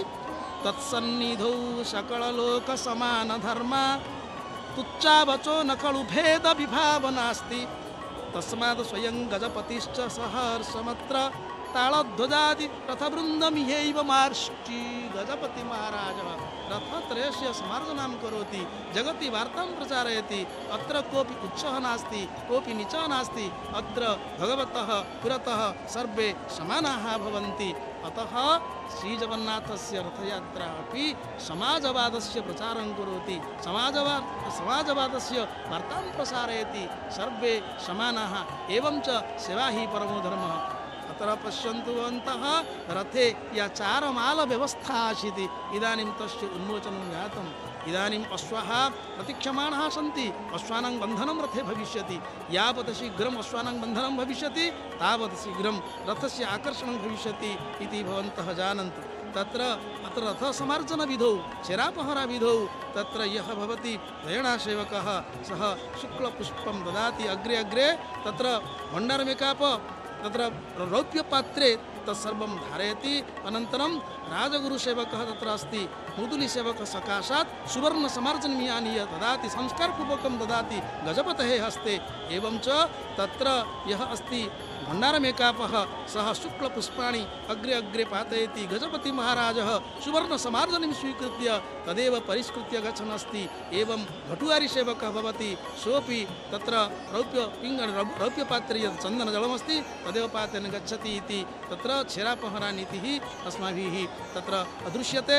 आदौ श्रीबलभद्रस्य रथे सा नीतिः अनुष्ठिता वर्तते। इदानीं श्रीजगन्नाथस्य रथे अनन्तरं देव्याः सुभद्रया रथेपि सा नीतिः भविष्यति। अत्र इयं तत्र वार्ता जगति गच्छति यत् सर्वत्र स्वच्छता अपेक्षते। स्वच्छं भारतं तत्र भवति सुस्थं भारतं। सर्वत्र स्वच्छता भवति। स्वच्छता द्वारा एव उत्तम समाजस्य निर्माणं भविष्यति, उत्तम राष्ट्रस्य निर्माणं भविष्यति। अनन्तरं गजपति महाराजः तत्र भगवतः कृते प्रार्थनां करिष्यति। जगतः कल्याणाय तस्य प्रार्थना। सर्वेपि प्रजाजनाः सुखिनः भवन्तु, जगतः कल्याणं भवतु, विश्वस्य कल्याणं भवतु। अहमत्र भवतां कृते स्मारयितुम् इच्छामि रथयात्रास्तोत्रमपि वर्तते। इन्द्रद्युम्न महाराजः तत्र अपि रथे भगवतः स्तुतिं कृतवान्। जैमिनिमुनिः लिखति इन्द्रद्युम्नं क्षितिपतिं यथा ज्ञासा कृता पुरा विजयस्वरथेनाथ श्रीगुण्डीचामण्डपं प्रति। गुण्डीचामण्डपं प्रति गन्तुं तत्र इन्द्रद्युम्न महाराजः श्रीजगन्नाथस्य कृते प्रार्थनां करोति स्म। इदानीमपि भवन्तः पश्यन्तु गजपति महाराजः शेरापहरानीतिं कथं विदधाति। सेवकाः सन्ति तत्र चन्दनजलस्य सेचनं तत्र शुक्लपुष्पाणि प्रति अनन्तरं तत्र पवित्रतां सम्पादयति गजपति महाराजः। तस्य पश्यन्तु आभूषणं पश्यन्तु वेशपरिपाटिः कथम् अस्ति। सर्वत्र स्वच्छता वर्तते। शुक्लवर्णस्य वस्त्रं धारयति। शुक्लवर्णमपि स्वच्छतायाः प्रतीकं भवति। अस्माकं नवकोटिकर्णाटकोत्कलवर्गेश्वर वीराधिवीरवरः गजपतिः दिव्यसिंहदेवः अत्र भगवतः महाप्रभोः श्रीजगन्नाथस्य प्रथमसेवकः रथोपरि शेरापहरा सेवां विदधाति। एवं तत्र अवतारः कृतो ह्येष लोकानुग्रहकाम्यया तदेहि भगवान् प्रीत्याचरणं यस्य भूतले। इन्द्रद्युम्न महाराजः श्रीजगन्नाथस्य कृते प्रार्थनां कृतवान्। रथयात्रां प्रति महाप्रभु जगन्नाथः कृपां करोतु, शीघ्रमेव आगच्छतु इति। इदानीमपि अद्यतन गजपति महाराजः शेरापहरानीति विधानेन सह भगवतः श्रीजगन्नाथस्य कृते प्रार्थनामपि विदधाति। अत्र कविः लोककविः डॉक्टर कालीप्रसन्न शतपथी महोदय एकं पद्यं लिखति। पवित्र पुरुषोत्तम नाम श्रेष्ठ श्रीधाम श्री पुरुषोत्तम नाम दारु देवता सकलपुर बिहारी शरीर रथ संचारी पुरी राजपथे हर्ता कर्ता विधाता निखिल रमण श्रीराम जगन्नाथ स्वामी जय पुरुषोत्तम। महाप्रभु श्री पुरुषोत्तमस्य रथयात्रायाम् आद्य सेवकः गजपतिः दिव्यसिंहदेवः सम्प्रति तत्र शेरापहरा सेवां रथसमर्जन सेवां विदधाति। वयं सर्वे आनन्देन पश्यामः कथं तत्र रौप्यपात्रतः सुशीतलं चन्दनजलसेचनपूर्वकं सुवर्णसमार्जनीद्वारा रथस्य समार्जनं विधीयते इति वयम् अवलोकयामः।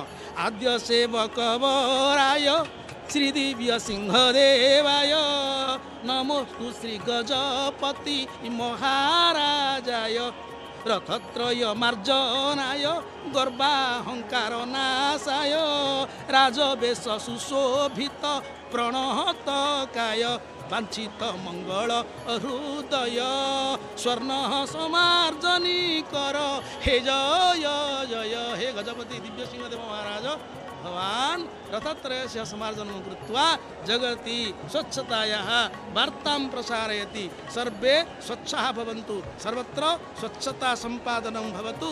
एवं भगवतः श्रीजगन्नाथस्य कृपां सर्वे प्राप्नुवन्तु। अतः जगद्वासिनां तत्र कल्याणाय जगद्वासिनां कल्याणनिमित्तं गजपति महाराजः भगवतः कृते प्रार्थनां करोति। अन्ते तत्र अवश्यं सः भगवतः कृते प्रार्थनामपि विधास्यति। अत्र अन्यत्र दर्पदलनरथे अश्वानां बन्धनं विधीयते। एवमेव बलभद्रस्य तालध्वजरथे अपि तत्र अश्वानां बन्धनव्यवस्था प्रचलति। नन्दिघोषरथे गजपति महाराजः समार्जनसेवां विदधाति। एवं रथस्य समार्जनं विधीयते। स्थानीयभाषया उत्कलभाषया शेरापहरा सेवा इति कथ्यते। बहु पूर्वं श्रीक्षेत्रे इयं सेवा प्रचलिता आसीत् इति प्राचीनग्रन्थेभ्यः ज्ञातुं शक्यते। पूर्वमपि गजपति महाराजः कदाचित् तत्र गजैः एव तत्र आगच्छन्ति स्म। इदानीं वयं पश्यामः अस्माकं भारतवर्षस्य महामान्य राष्ट्रपतयः अत्र समुपस्थिताः सन्ति। रथयात्रायाः अवलोकनं कुर्वन्ति। एवं अन्येपि मन्त्रिणः सन्ति, राजनेतारः सन्ति, विशिष्टाजनाः अपि सन्ति। सर्वे रथयात्रायाः सन्दर्शनं कुर्वन्ति। इदानीं वयं पश्यन्तु अस्माकम् ओडिशाराज्यस्य मुख्यमन्त्री महोदयाः अत्र समुपस्थिताः सन्ति। एवं तेपि रथयात्रायाः अत्र अवलोकनं कुर्वन्ति। अस्मिन् सन्दर्भे कविः एवं च प्रसिद्धः संस्कृत बालागायकः वाणिरत्नपण्डित गदाधरदास लिखति। चित्तिधर वर कंदर मंडन चर चरा चराधीश भक्त जन विबंधन प्रभो करुणा निधान तब पद तले बिल सतु मम मन विराजते सुसज्जितो नंदीघोष रथ जनाकीर्ण भवति विस्तृत राजपथ तब जय जय ध्वनि प्रसारेण प्रकम्पते निखिला मेदिनी क्रियते सेवक जनै पद्धति मंडन आसरति मंदं मंदं श्री विश्वमोहन भक्त मानस रंजन रथमारोहति रमा हृदय चंदन एवं रमा हृदय चंदन महाप्रभु श्री जगन्नाथ नंदीघोषरथम आरोहति एवं च गजपति महाराज रथसमार्जनं विदधाति तत्र गजपति महाराज प्रजानां मंगलार्थं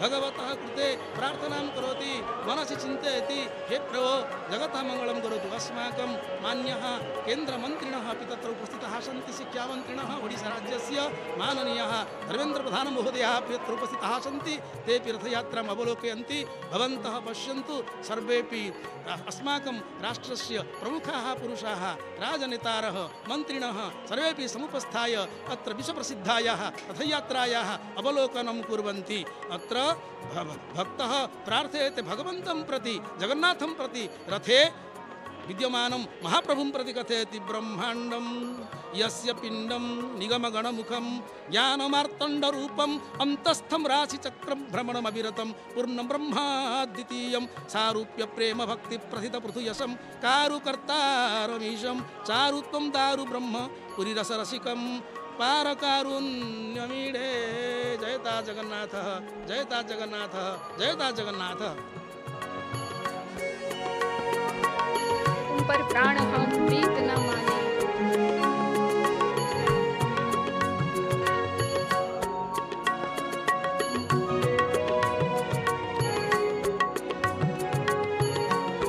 हारे तुम पर प्राण हम प्रीत न माने हार दोनों को राहत नहीं अब तो लगाओ हमें भी पार यहाँ पे भक्त हो या भगवान हो उन दोनों की भावनाओं किसी को भी ये नहीं कि वो ईश्वर से प्रार्थना करते हमें पार लगाओ।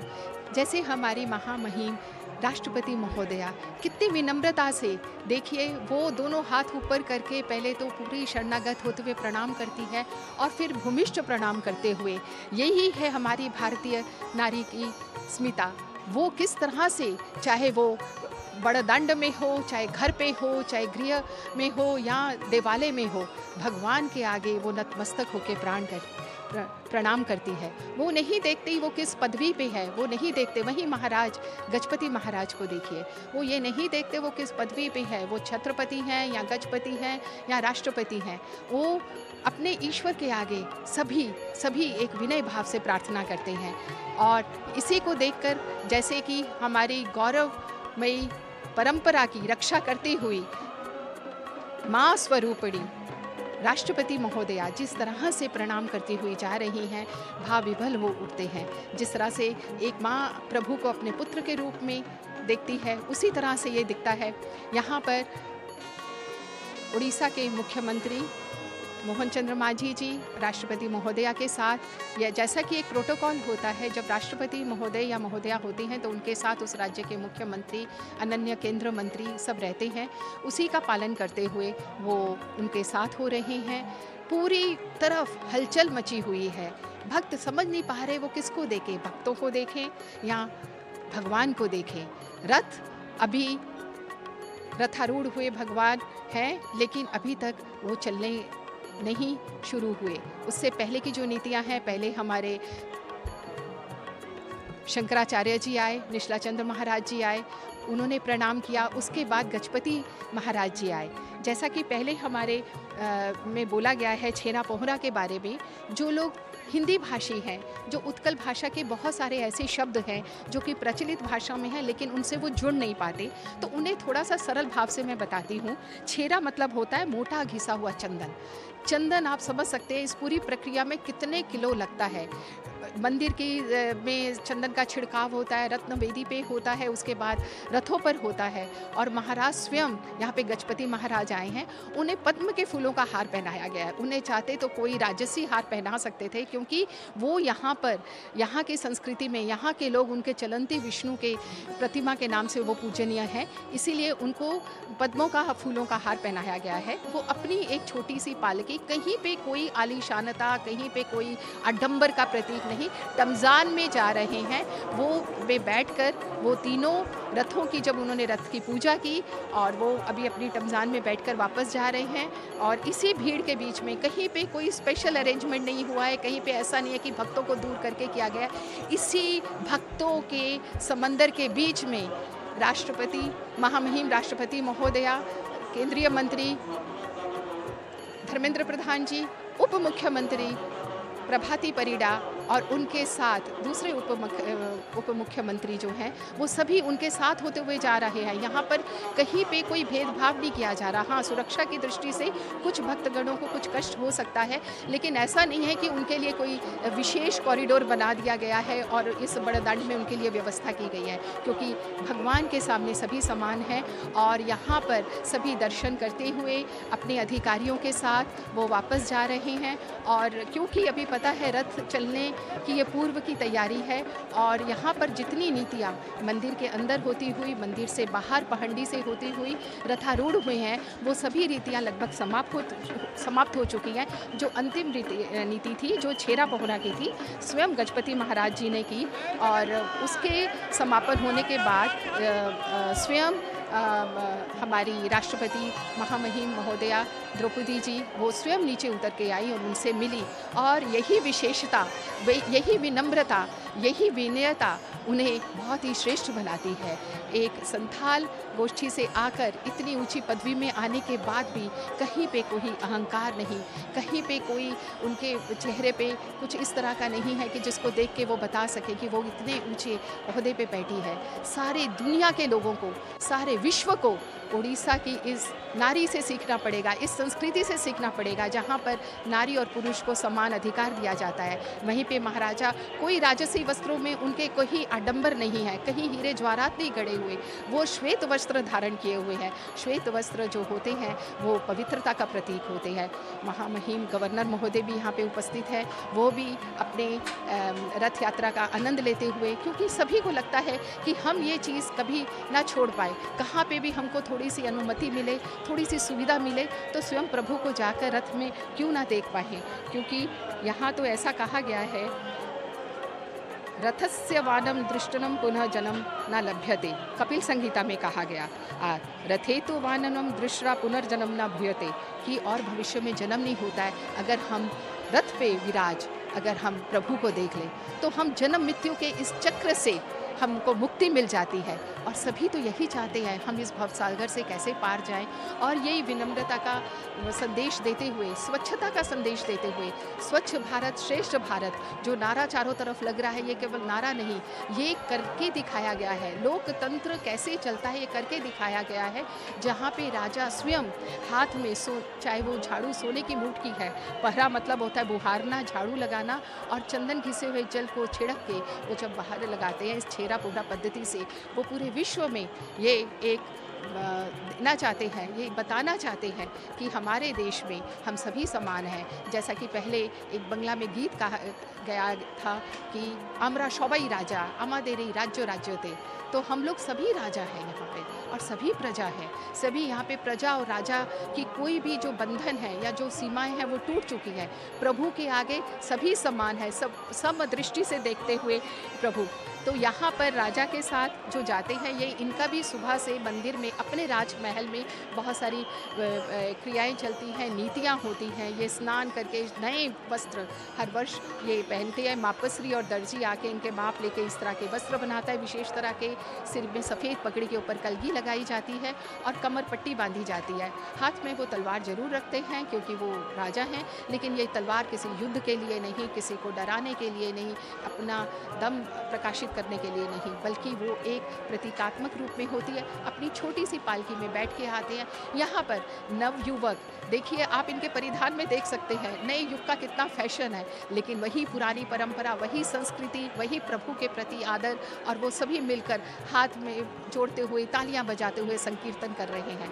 तो यहाँ पर ये नहीं कहते कि कौन आधुनिक युवक वर्ग है या कोई पुरातन ख्याल के हैं, नए और पुराने सभी इस तरह से। जो कुछ एनजीओ के कार्यकर्ता हैं जो अपनी विशेष रंग की टी शर्ट पहने हुए हैं, या उनके साथ जो पंडित है वो सबके साथ मिलके ये नृत्य कर रहे हैं। वहीं पे ओडिसी नृत्य की नृत्यांगनाएं वहाँ की परंपरागत शैली में साड़ी और पहने हुए और उसी के आभूषण पहने हुए, तो सब चीज़ों का एक मिश्रण है यहाँ पे। आधुनिकता और परंपरा, पुरातन और नूतन सभी का मेल हो रहा है। तो यहाँ पर हम बता रहे हैं कि जिस तरह से जिस रथ से छेरा पोरा की एक सार गर्भित परंपरा शेष होती जा रही है, वहाँ पर धीरे धीरे जो 4 माल हैं, जो रैंप बना हुआ है जिसके ऊपर से प्रभु को ऊपर लेके जाते हैं, उसको धीरे धीरे खोल दिया जाता है। और हर रथ में 4 अश्व, ताकतवर अश्व, क्योंकि आप देख सकते हैं इतने विशाल रथ महल होने का भ्रम देते हुए, और इसके ऊपर हर तल पे कम से कम 200 से 300 सेवायत अधिकारी सब मौजूद हैं।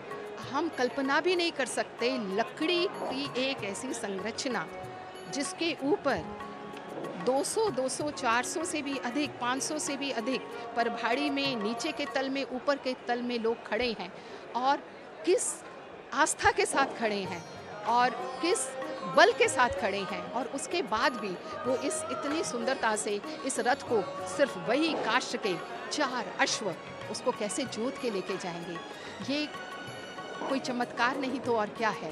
कभी अंग्रेज़ों ने उनके डिक्शनरी में जगन्नाथ को लेके कोई, उनके चमत्कार को लेके कोई शब्द नहीं था, तो उन्होंने जब ये रथ यात्रा 2-3 बार देखी तो उन्होंने उसका नाम जगरनॉट रख दिया कि ये तो कोई है जो इस तरह से मदारी की तरह है, जो इस तरह से चक्के में चलते हुए आगे बढ़ते हैं और हज़ारों लाखों लोग उनको रास्ते में प्रणाम करते हैं। ऐसा कभी दुनिया में हो सकता है?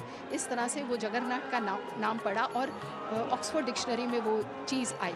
इसी तरह से जब ये रथ जब चलना आरंभ करेंगे, जब आगे बढ़ना आरंभ करेंगे, तब लोगों में जैसे जोश भर जाएगा, उन्हें लगेगा कि प्रभु स्वयं उनको यहाँ से साथ लेते हुए जा रहे हैं। तो छेरा पोरा की ये पद्धति, अभी दर्प दलन रथ पे लाल और काला रथ, हम सब इन्हें देखते ही पहचान जाते हैं, ये हमारी महामाया महाशक्ति माँ सुभद्रा का रथ है जो शक्ति का प्रतीक है। और आज यहाँ पे छोटी बहन बनकर, चंचल बहन बनकर, प्यारी सी दुलारी सी स्नेह वाली बहन बनकर इस रथ पे सवार है। ये हमें एक सूचना देती है, एक संदेश देती है, ये एक प्रतीक है कि नारी और पुरुष का स्थान समान है। आजकल लोग कहते हैं कि कानून में बहुत सारी औरतों को अधिकार दिए गए हैं, पिता की संपत्ति में भी लड़कियों का अधिकार है। ये लोग तो भूल जाते हैं युगों युगों पहले उत्कल संस्कृति में नारी को रत्न सिंहासन पे अपने भाइयों के साथ समान अधिकार था, और आज हम उन्हीं अधिकारों को देते हुए फूले नहीं समाते कि हम नारी को क्या अधिकार दे रहे हैं। तो इस तरह से अर्धसैनिक बल, सीआरपीएफ के जवान पूरे मुस्तैदी से अपनी ड्यूटी करते हुए, क्योंकि इतने बड़े भक्तों के भीड़ का नियंत्रण करना भी एक बहुत ही कठिन कार्य है। अगर आप कभी पूरी आए रथ यात्रा से पहले तो 4-5 दिन पहले से देखेंगे ये सारे अधिकारी पाँव में जूता भी नहीं पहने होते, यूनिफॉर्म अवश्य पहने होते हैं ताकि लोगों को पता चले कि कौन पुलिस अधिकारी है, कौन अर्धसैनिक अधिकारी है, लेकिन सभी बिना जूते चप्पल के नंगे पांव बड़दांड से मंदिर की तरफ 22 सीढ़ियों को पार करते हुए ऊपर नीचे रथकला सब जगह भाग रहे होते हैं और अपने ड्यूटी को बहुत ही मुस्तैदी से करते हैं। तो ये उनकी आस्था है, ये उनका विश्वास है। और जैसा कि हम लोग जानते हैं कि हमारे देश में हर परंपरा बहुत ही गौरवशाली परंपरा रही है। जैसे महाभारत काल से के पश्चात पवित्र भारत में जैन युग आया, बौद्ध युग आया, और इस युग में उड़ीसा में भी आरंभ हुआ जैन तंत्र का, और बौद्ध धर्म आने से बौद्ध तंत्र का। जैन तंत्राचार्यों के मतानुसार जो पुरुषोत्तम हैं, जो श्री जगन्नाथ प्रभु हैं, वो जिन रूप में प्रतिभातित हुए थे, और वज्रयानी बौद्ध जो हैं, जो कि तांत्रिक और तंत्र विद्या का में विश्वास रखते थे, साधकों ने श्री जगन्नाथ जी को श्रेष्ठ आराध्य के रूप में पूजा और उड़ीसा में भौमवश के जो हमारे राजा थे उस दौरान के शासनकाल के दौरान राजा रानियों द्वारा तंत्र की अधिकतम प्रतिष्ठा कराई गई थी। शाक्त तांत्रिकों ने पुरी को एक तंत्रपीठ बोला है और श्री बलभद्र को तारा का रूप देखते हैं और श्री सुभद्रा माँ को भुवनेश्वरी के रूप में देखते हैं और श्री जगन्नाथ को दक्षिणा कालिका के रूप में देखते हैं। तो देखिए, जागी रही भावना जैसी, प्रभु मूर्ति देखी जैसी, विभिन्न संप्रदाय विभिन्न धर्मों के लोगों ने विभिन्न रूप में देखा है। जाति पाति पूछे ना कोई, जो हरि का भजे सो हरि का हुई। यहाँ पर जो लाखों की संख्या में लोग हैं, क्या उनकी कोई जाति है, कोई वर्ण है? वो गोरे हैं, वो काले हैं। और ये जो तीनों भगवान विग्रह हैं, पीतमुखी सुभद्रा, स्वर्णमुखी और श्याम वर्ण के जगन्नाथ और श्वेत वर्ण के बलभद्र, ये तो पूरी दुनिया में हम जितने प्रकार के, जितनी नस्लों के लोग हैं, वो गोरे हों या काले हों या जिसको कि हम लोग कहते हैं चाइना में, और इन सबको बाहर जब हम विदेशों में जाते हैं तो ये कहते हैं कि ब्राउन, येलो पीपल। तो ये तीनों के प्रतीकात्मक है। पृथ्वी में जितनी भी नस्लें हैं मनुष्य की, जितने भी रंग हैं, वो इन तीनों का प्रतीक करते हैं। तो ये रथ अभी बेचैन रथ हो रहा है या रथारूढ़ विग्रह हो रहे हैं, हमारे प्रभु हो रहे हैं, या भक्त हो रहे हैं, या उनके अश्व हो रहे हैं, ये तो समय बताएगा। लेकिन सभी के मन में इस रथ यात्रा को देखने के लिए सभी आकुल हैं। ये धीरे धीरे जो सुबह की गुप्त नीतियाँ मंदिर के अंदर चल रही थी, मैं बताना चाहूँगी, जो मैं सुबह पहले भी बता चुकी हूँ कि अणसर मतलब होता है अण नहीं, सर मतलब गति। गतिहीन होके 15 दिन प्रभु जो अणसर ग्रह में बैठे रहते हैं, उनका उपचार होता है। पूरे साल उनका तेल, आयुर्वेदिक तेल जो है, वो सब जड़ी बूटियों से जोड़ के ज़मीन के अंदर मटके में दबा के रखा जाता है। और जब वो अणसर में उनको वो तेल लगाकर मालिश करके उनके बुखार को, उनकी बीमारी को दूर किया जाता है, जिसको कहते हैं फुलेरी तेल। और उससे उनकी ये की जाती है, जब पहले 5 दिनों में जब वो नहा के आते हैं, उनके भीगे हुए वस्त्रों को निकाला जाता है ताकि उन्हें ठंड ना लगे। इसको कहते हैं बंधन फिटा, ताकि उनके ऊपर जितने बंधन है, जितने कपड़े बंधे हुए हैं, जितने भी उन्होंने गहने पहने हैं, सबको निकाल के रख दिया जाता है। उसके बाद धीरे धीरे करके उनके जो दैतापतियाँ बहुत ही गुप्त भाव से उस समय उस अणसर गृह में, जो कि वहीं पर कड़ाहट द्वार और जगमोहन द्वार के बीच में बनाया जाता है, उसमें केवल मात्र एक दिया जलता है और उसी कम लौ में वो धीरे धीरे करके 3 दिन तक इनके ऊपर जो सुगंधित तेल है, चंदन का लेप है, कपूर का लेप है, कुमकुम है, उसको धीरे धीरे उतारते हैं और उसको यहाँ की उड़िया भाषा में कहते हैं कराल। और उसके बाद फिर धीरे धीरे उनके ऊपर 9वें और 10वें दिन में फिर से जिस तरह से शरीर में रक्त प्रवाहित होता है, अस्थि मज्जा चलती है और एक नया जीवन प्रवाह होता है, उसी तरह से फिर वो जो औषधि युक्त तेल है उसको लगा के पहले तो भगवानों को ठीक करते हैं। उसके बाद फिर से उनके ऊपर चंदन और ये सब का लेप लगा के उनको फिर से तंदुरुस्त करते हैं। और उसके बाद जब 14वें दिन वो पूरे ठीक हो जाते हैं, तब उनके ऊपर एक विशेष रंग लगा के जो दैतापति हैं, सेवकगण हैं, वो लगा के उनको रंग करते हैं, जिसको कहते हैं बनक लगी। तो यहाँ की जो भाषाओं में बहुत ही सुंदर शब्दों के साथ उन सब रीतियों का प्रयोग किया गया है, बताया गया है, जो कि हम जो इस हिंदी भाषा के प्रदेश के लोग हैं, उनको कभी कभी ये सब सुनने में बहुत अजीब लगता है ये सब नाम, लेकिन जब वो धीरे से सुन के उसको समझने लगते हैं तो उनको लगता है अरे ये प्रक्रिया तो सब जगह होती है। और जब वो चांदी के पात्र में काजल तैयार होके चांदी की सिलाइयों से जब भगवान को दत्त महापात्र काजल लगाते हैं, नेत्रोत्सव, नवयौवन। और आज का दिन तो बहुत ही शुभ है, बहुत ही अद्भुत योग है, क्योंकि आज के दिन नेत्रोत्सव, नवयौवन और दर्शन भी मिला। और उसके बाद रथ यात्रा पहंडी भी आज के दिन हुई और रथ यात्रा का शुभारंभ भी आज हो रहा है। कई वर्षों में, कई 50-60 वर्षों के बाद यह संजोग बनता है।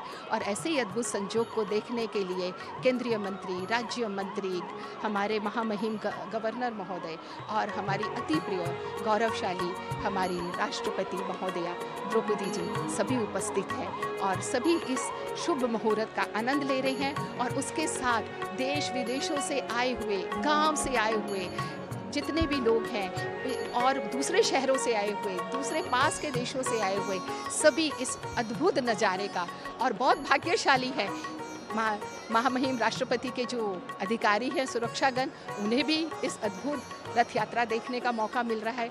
गवर्नर जी के साथ भी जो है, तो ये होता है जब कोई मंत्री संतरी सब जहाँ साथ चलते हैं, अपने साथ पूरा लेके चलते हैं, लोगों को साथ में लेके चलते हैं, तो उन सब के भी भाग्य में प्रभु के दर्शन हो जाते हैं।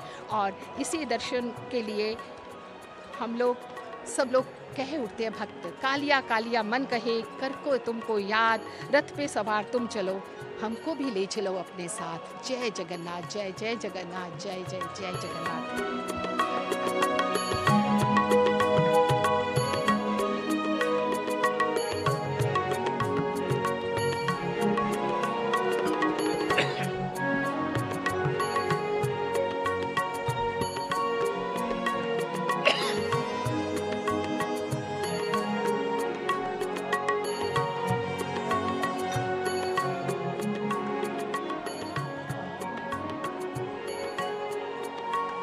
All glories to Lord Jagannath, Jai Jagannath.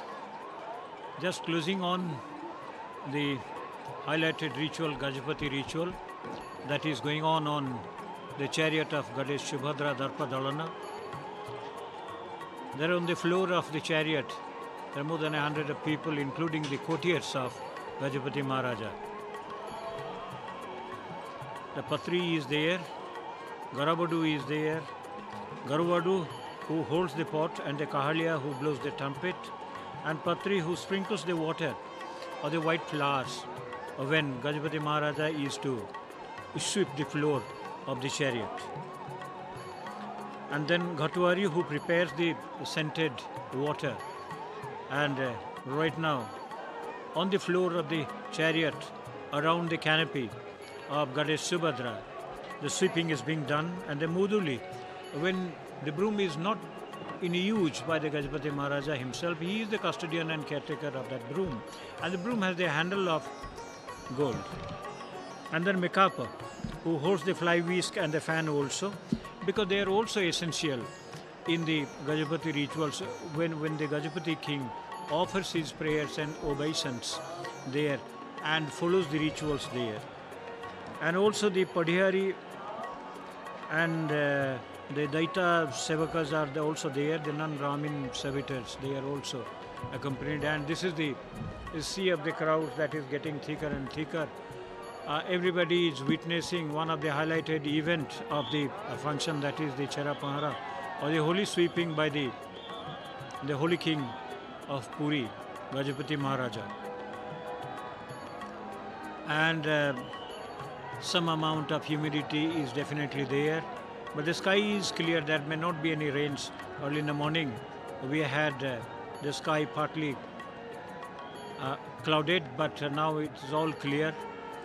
And it is believed that there will be a drop of rains when the chariot move along the Grand Avenue. And on the background is the 12th century edifice. And the pigeon-hole building that is seen, that is the temple kitchen, and it is a famous kitchen where more than 200 burners are there, and here the holy food is prepared, and that is known as the prasada. And when the prasada is offered to the Lord, and after that a part of that is taken to be offered to Goddess Vimala, it attains the position of Mahaprasada.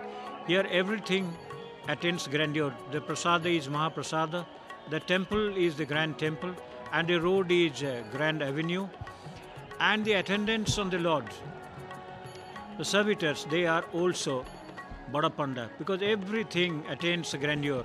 And here Gajapati Maharaja is offering his obeisance, holding on to the fly whisk and also the camphor light.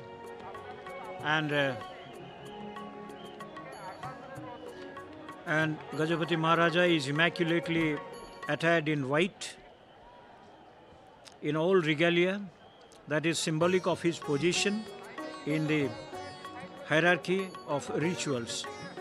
As no way it amounts to self-glorification, no way it should be misunderstood as self-glorification, because he is understood to be the living incarnate of Vishnu, and at the same time he is the foremost servitor of the Lord, and he holds the individual service that cannot be substituted. Of course, when there is an exigency or he's unavailable for the rituals, then his appointed representative Mudirasta comes forward and does that. Of course, Mudirasta comes to the temple to follow the rituals all through the year. On the special occasions, the Gajapati Maharaja himself comes and takes part in that. Here, and before that, in the Snana Utsav or in the wedding festival, Gajapati Maharaja had also come to offer his services. And also in the return festival, he used to offer his services similarly to the type of services that we find today. And he has completed his rituals there, and there he weeps and offers prayers for the mankind to have the blessings of the Lord Almighty, waving and returning to the greetings of the people. And this is the way he is carefully stepping down the Maxip ladder to alight on his Tamjan to make an exit to his royal palace known as Srinagar. Earlier, the Gajapati Maharajas and the families, they used to live in Balisahi, that is about 1 kilometer away from the southern gate or the southern entrance. But after the coming of the British, when the British started guiding the temple proceedings, they advised the Gajapati Maharaja or the king to live in the closest proximity, in the vicinity, so that he can have better administration and better management, because he is the superintendent of the temple administration, and he is also a part of the coordination meeting that is held for 4 times for the preparation of the car festival. On the last coordinate meeting, the Chief Minister of the state, he himself attends along with other officials. The representative of Chhatisa Nijogo or the formation of different servitors, they are also there, including the people from the press and also district administration and temple administration. And this is how the royal procession is exiting among the people through the cordon on its way to Srinagar. This is an inseparable part of the Jagannatha culture. Odisha was the last piece of land to be annexed by the British. That happened in 1803. While crushing the Paika rebellion, because Paikas, the infantry soldiers of Odisha, they are known as the Paikas. That's a caste actually. It's a community, it's a very large community, and they opposed and put up a formidable opposition to stop the British to come inside. So 1803 was the year, that was the year the Paika rebellion was crushed by the British with the diplomacy of the British. And thereafter the British divested the king of his Khurda territory, because he was holding a large tract of land, a large territory under his care, and he was stripped because he supported the Paika rebellion, and in retaliation the British stripped of him his territory. But he could not, the British could not dare to muster the courage, or didn't have the courage to strip him of his position or the association with the temple, fearing that there would be a public uprising. So this is the way the British had to accept the position of Gajapati Maharaja, and he was allowed to continue as the temple superintendent, and this is how it happened till the government took over in the 1960s. And here is Her Excellency, the President of India, Srimati Draupadi Murmu, witnessing the movement